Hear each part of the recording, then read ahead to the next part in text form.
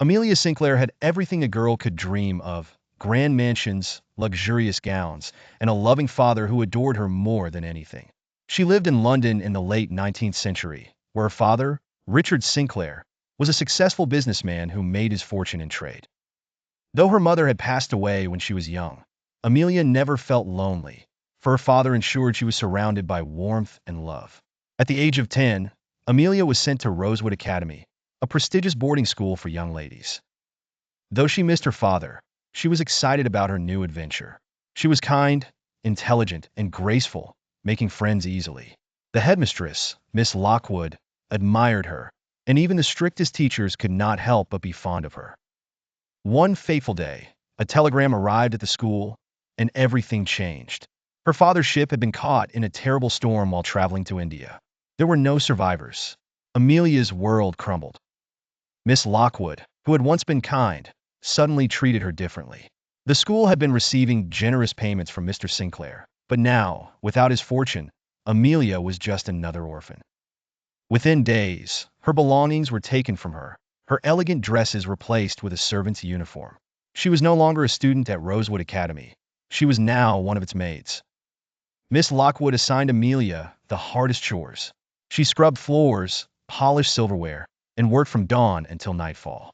The very girls who had once been her friends now mocked her, whispering behind her back. Only one girl, Clara, remained loyal, sneaking her bits of food and offering her a kind word whenever she could. Despite everything, Amelia refused to let despair consume her. She remembered her father's words: "A true lady is not measured by her wealth, but by her heart."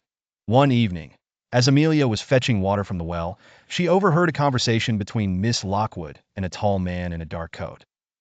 "She doesn't know?" the man asked. "No," Miss Lockwood replied, "and she never will. The Sinclair fortune belongs to me now." Amelia's heart pounded. Could it be true? Had her father left her an inheritance, and Miss Lockwood had stolen it? She decided to act. That night, she wrote a letter to Mr. William Hargrave, a lawyer and an old friend of her father's. She told him everything and gave it to Clara, who secretly delivered it. Days passed, and Amelia feared the worst. But one morning, a carriage arrived at Rosewood Academy. Out stepped Mr. Hargrave, looking furious. He stormed into Miss Lockwood's office, and within moments, the truth was revealed. Amelia was indeed the rightful heiress of her father's fortune. Miss Lockwood had been forging documents and keeping Amelia in the dark.